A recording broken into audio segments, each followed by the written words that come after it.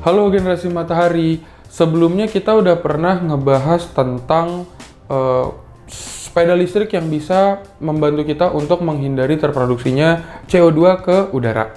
Nah, sekarang kita akan bahas sesuatu yang mirip-mirip tapi impact-nya lebih besar lagi ketimbang sepeda listrik, yaitu adalah mobil listrik. Nah, berbeda nggak kayak sepeda listrik. Kalau sepeda listrik itu kan motor listriknya hanya berfungsi untuk sebagai support ya.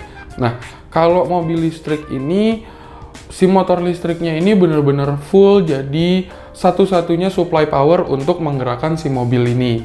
Tuh, dan daya-dayanya, semua energi listriknya tersimpan di dalam baterai yang udah built-in juga di dalam mobil itu. Nah, untuk kali ini kita akan membandingkan antara mobil listrik dan mobil bensin. Nah, sekarang yang mobil bensin dulu ya. Nah, yang mobil bensin ini kan kalau yang mobil ukuran city car ini kapasitas tangkinya itu sekitar 40-45 liter bensin.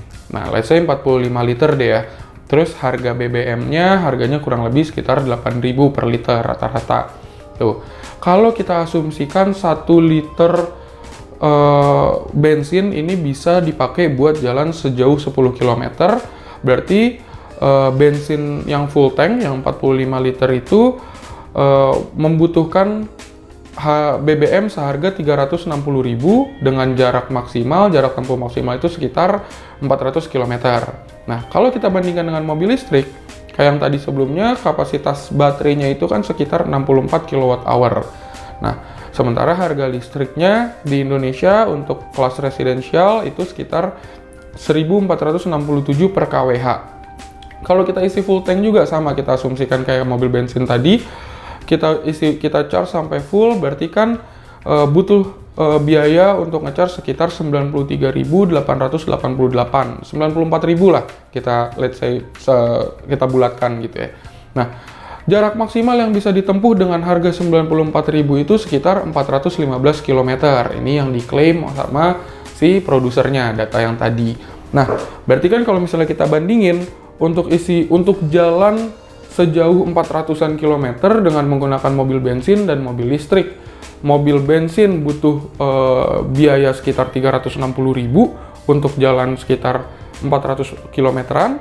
Sementara mobil listrik itu untuk jalan dengan jarak yang sama 400 kilometeran juga hanya membutuhkan 94.000. Tuh, berarti ini kita udah bisa lihat ya, kalau kita bandingkan dari segi lingkungan maupun dari segi financialnya, mobil listrik itu sebenarnya memang lebih menguntungkan, lebih sehat, lebih ramah lingkungan ketimbang mobil bensin yang masih menggunakan energi fosil gitu. Nah, buat teman-teman yang masih pengen nanya-nanya atau mungkin punya pendapat lain tentang mobil listrik versus mobil bensin, silahkan tuliskan aja di bawah di kolom komentar, nanti kita akan diskusi rame-rame di situ. Thank you.